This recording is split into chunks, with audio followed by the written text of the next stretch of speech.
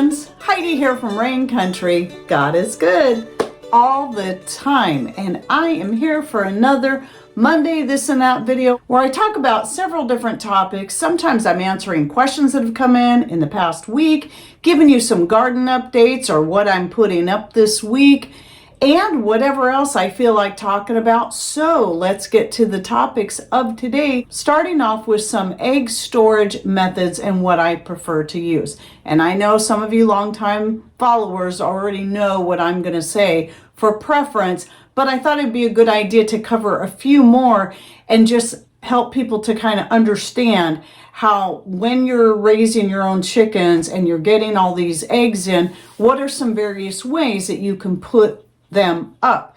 Now, to start off with, most people already know this, but there might be a few out there that are new to chickens and eggs that don't, and that is when a hen lays an egg, one of the last processes is they put a protective coating on it, and that is called the bloom. So if you don't wash your eggs, you can actually keep them stored in a cool area without actual refrigeration, but you still want it to be a cool area, like in a basement, a root cellar, anywhere it's going to stay at least moderately cool, not get too hot. And they can last for months like that. However, over time, they will get progressively more watery, and they should still be used up within 4 to 6 months. Now, those who live in warmer climates may choose to do either the lime water or the water glass method, and that it's the same idea. You don't wash the eggs. However, you're putting them in a solution of either lime water or the water glass, and that, which I always forget the chemical name of it, I'll put it here. And what that does is that helps preserve them even in warmer places. But I would still recommend keeping them in the coolest area possible.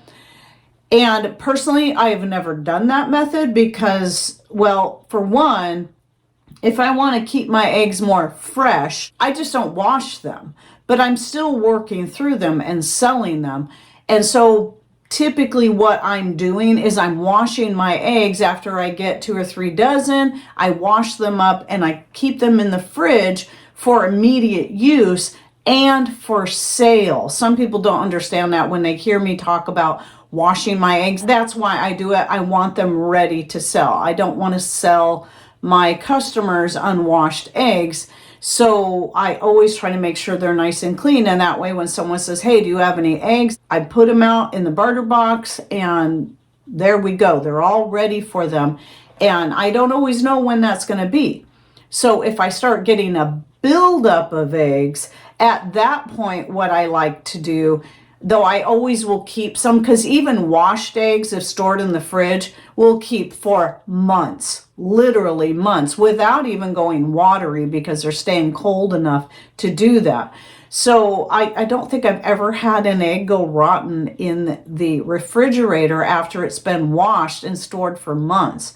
But currently my preferred method for putting them up for a long term is to dehydrate and powder. So I scramble, I dehydrate and powder. And I know I mentioned this in more recent videos, especially the this and that, where I've only just done it as a whole egg because I rarely use whites and yolks separately, except for on that rare occasion, if I ever do it again, because it's been years, decide to make tiramisu where you do want the yolks and the whites separate, though you do still use the whole egg. So maybe one of these days, maybe the next time I do this, I will dehydrate them up separately and see how well that works for making the different parts of the tiramisu. But at any rate, after years of doing this, this is my preferred method. Yes, you can freeze them, but freezing them is not long term, because you're going to want to use them up within a year. So if you're just putting them up to get you through the winter, freezing is fine. I did that for years. I tried a few different methods. The first year I did it, I still had a functioning food saver at the time. And so I was putting them up in little, because I'd always save those food saver bags, wash them up and use them. So those would when I cut them down, they would be the perfect size for putting 2 eggs in each bag. I would scramble them up, I'd put them in the bag, and I would vacuum seal. And those actually lasted 2 years in the freezer without the flavor changing, and they were great. Especially good for making mayonnaise. Then I decided to switch to the little 4-ounce jars because they perfectly hold 2 scrambled eggs, thinking that way I could get away from the plastic. However, after 2 years, they tasted horrible. We ended up just cooking them up and feeding them back to the chickens and to the dogs. Then somebody told me to try the breast milk bags. So I thought, well, I'm going back to plastic, but hey, we'll give it a try. So I did that. And again, same thing as with the glass jars. They were good if used within the first year, but if I didn't work through them all within that first year, whatever remained in the freezer just took on a really weird taste. So it didn't matter what container. Like I said, the ones that held their flavor the best were the ones I vacuum sealed into the Food Saver bags.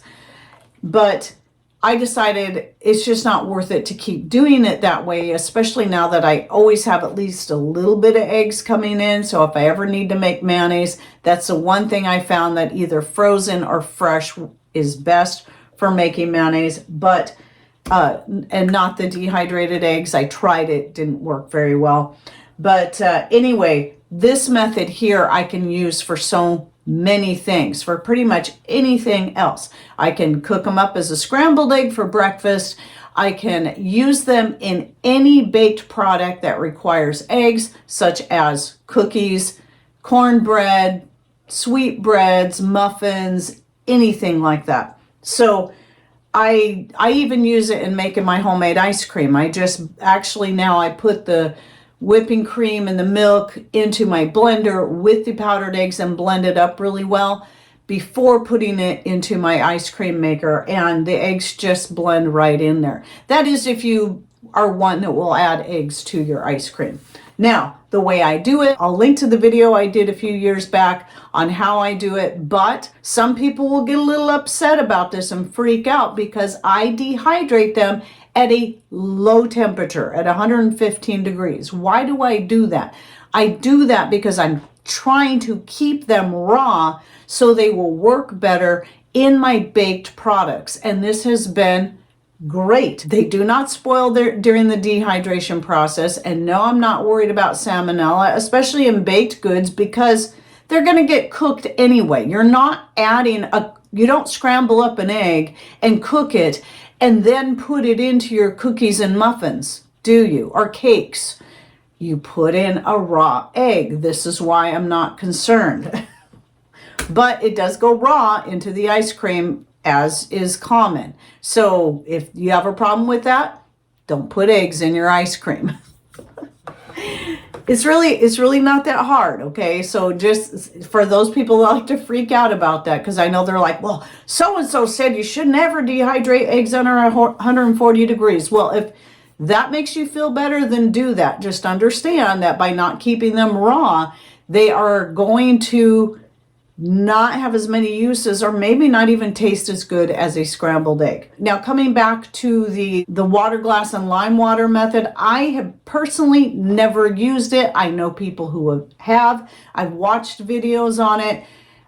The eggs are going to turn out watery in the same amount of time as if I just put them in the carton and left them unwashed. But on top of that, here's the other reason. When you're doing the lime water glass method, you're talking about using up a whole bunch more pantry space to store these things. And to me, it's not worth it to take up that kind of space when I can have a quart jar that holds nearly 3 dozen eggs, just like this. I can save so much room. So I have nearly 6 dozen eggs right here in my hands. And this is just the 2 jars from this year. I have jars back there from previous years. I am working through those. I keep a jar in my cabinet. I vacuum seal these for long term, but the jar in my cabinet that I'm working through, I don't vacuum seal it in between. Never had them go rancid, never had them go bad. But for the long-term storage, yes, I do vacuum seal. And it has been working great. I've been doing this for at least 5 years now. and very happy with it. So anyway, there's several different methods of putting up eggs, and that's not even all of them. There's a few others that are a little more obscure, but you can look into that. But still, the dehydrating, favorite method, multiple uses, takes up little space. Oh, and the last thing, this lasts for many years. Whereas your lime water glass, or just leaving your eggs unwashed is only going to be good for so many months, up to a year for the water glass, depending on where you're storing them. Okay, then the next thing I want to just talk, I'm trying to do this every week where I share what herbs or other things. Right now it's just herbs. No fruits and vegetables putting up yet, though my strawberries have been coming in. Mostly now what I do with the strawberries, usually I just cut them up and freeze them, but mostly it's just eating them or using them in something right away. But anyway, this week my focus has been on the red clover, which goes into my infused oil for my skin cream, and the Comfrey, which goes in both the infused oil for the skin cream, and yes, I'm going to keep calling it skin cream because that's how I use it, as well as the oil for my healing salve and the oil for my joint and muscle rub, because Comfrey is really good at helping to heal breaks, sprains, and tears.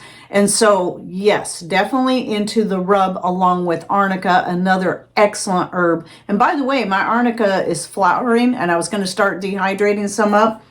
However, I might still, but I actually realized I still have a lot of arnica that I had purchased before my arnica really started taking off. So I'm not sure if I'll put up a bunch of flowers this year or not, because I don't work through it that quickly.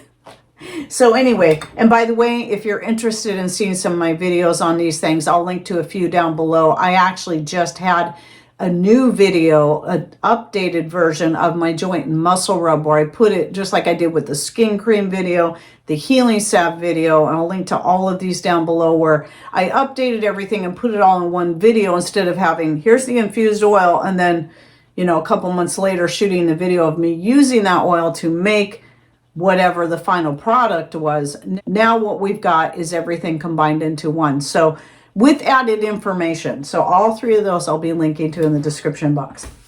Okay, and then I finally decided one day, I'm like, I'm sure there's got to be jars or some kind of glass container that I can store my spaghetti in, so I don't have to break it up into little pieces to store it. Even the half-gallon jars are not tall enough to store spaghetti pasta. They're just a little bit too short, and it sticks out this far, so you can't put a lid on it. Sure enough, I looked it up and right away found these pasta jars, and they're the perfect size for spaghetti. This is the main reason I bought them, but since it came as a set of 3, I decided to go ahead and put, since I'm buying my macaroni pasta from Azure Standard, also in bulk, just like I do with the spaghetti, this is perfect. And then, you know, for fun, because it looks cute, I had some, this isn't Azure Standard. It's pasta I was getting from Vitacost before they all switched hands, and it's a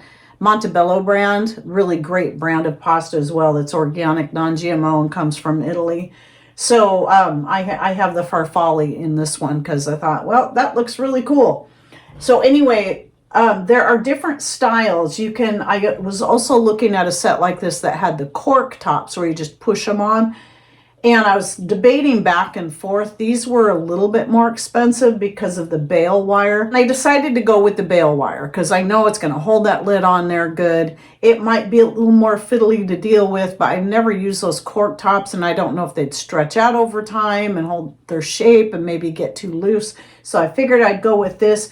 And one of the other reasons I chose these is because of how well they were packaged. Sometimes you're taking a gamble when you order stuff. If not everything is packaged well, and you end up getting glass things in that end up being shattered. However, these were packed in, though I hate styrofoam, I absolutely despise it. I do have to say in this case, I was grateful they came packed with these, because these were made to fit. Even the bale wire fits in there, and it was packed so well that there was no concern about those getting busted. So that was a good thing. And plus, This isn't why I ordered them. I didn't even realize they came with these, but it has these little chalkboard stickers that you can put on there and label your stuff. I will probably not use them. So I've already smudged it, but I went ahead and tried one with chalk just to make sure. You can erase them. You need to use a wet cloth, works better, and then you can reuse them. But knowing me, I'd always be smudging the chalk off anyway. So I'm not sure if I'll use them or not, but they do look nice. So that's pretty cool. But you know what? I can see that spaghetti, and I can see that's macaroni, and I can see that's farfalle, or some people call it bow tie. Actually, this is butterfly pasta, not bow tie pasta. There are actually differences between the two. The butterfly has the scalloped edges where the bow tie is straight. So makes sense, doesn't it?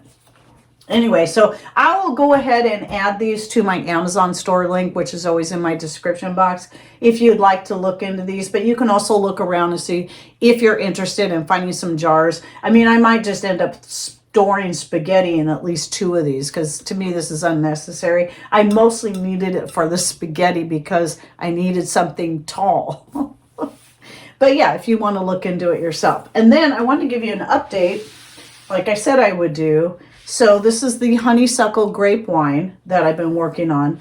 And what I'm going to do probably today or tomorrow is I'm going to strain all of the pieces out. So I tossed a few rose petals in there and some of the darkest parts of my rhubarb in there to see if that would help with the color, because even though my honeysuckle is pink, it doesn't really color the liquids pink. Same thing like with the camellia flowers. So I did that, and it did add, I don't know if it's showing in this lighting, but it's almost a rose gold. I'm not sure if I'm going to add more to color it. I might just see how the finished product looks first.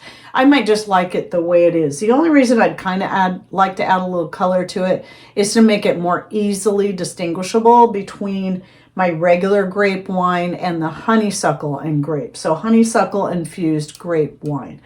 But anyway, I am thinking about straining all these out and putting some fresh honeysuckle in there, more for the sake of adding more of the honeysuckle flavor. It does have a wonderful aroma and taste so far. I don't want to add any more rhubarb pieces in there because I don't want it changing that flavor. Because I did that with the soda that I was making, and it did kind of change the flavor a little bit. And I didn't get as strong of honeysuckle flavor as I would have liked, so I'm not going to do that with this. So I'm going to keep you updated on the process and how this all turns out in the end. And if I do decide to color it, what I'll do then at the end when it's all done is just I'll start with a pinch and just keep adding a little more until I get the color I want of the beet juice powder, the organic beet juice powder I get from Anthony's. And then we'll just see. I don't know. I may just be so happy with the color at the end that I might just leave it. But it's not necessary to have it be colored. I just thought it would be fun, since I have so many honeysuckles coming in, to just try something different. And I need to get the grapes out of the freezer anyway and start making space for the end of the season when all my grapes are coming in. I need to start putting some up. I do now juice and can some of that. But when it comes to making the wine, I prefer to have grapes that have not been cooked down, just frozen, so that they're easy to crush and juice. And then, yeah. Oh, and by the way, I again will link to my winemaking series in the description box down below. The first video in that, I moved it to the top, is my newest one, where I tried to put all the details into one, but there's more videos in there, like how I make the rhubarb margarita wine, which is what I call it. So that's from juicing rhubarb. And if you're just curious to learn how I do it. Then the last thing I want to say before I go, this is more, usually I try to save the housekeeping stuff towards the end, is that if you're sending me private messages to my Facebook page or my Instagram, it is very likely I will never see your messages. However, if you need to contact me, the absolute best way to get a hold of me, to be certain I will, well, not absolutely certain, because if it goes into spam, I may not see it, but to have a much better chance that I'm going to see your message is to email me at raincountryhomestead@gmail.com. But keep in mind, if you're just sending me links or forwards, a lot of times those do end up in spam, especially if there's no description, no title. There's no, hey Heidi, I thought you might be interested in this, and at least explaining to me what this YouTube video is. I probably, even if I happen to see it, I'll probably just delete it instead of clicking on it. I don't trust exterior links unless I know exactly what's going on. For all I know, somebody's taken your name and your email address and is sending me scam links. And so I need to have a description if you want me to actually watch or go to a link, and that will be if I even have the time to do so. Anyway, I hope you enjoyed this video. Any thoughts, ideas you'd like to share, please put those in comments down below. And thanks for watching. Take care and God bless.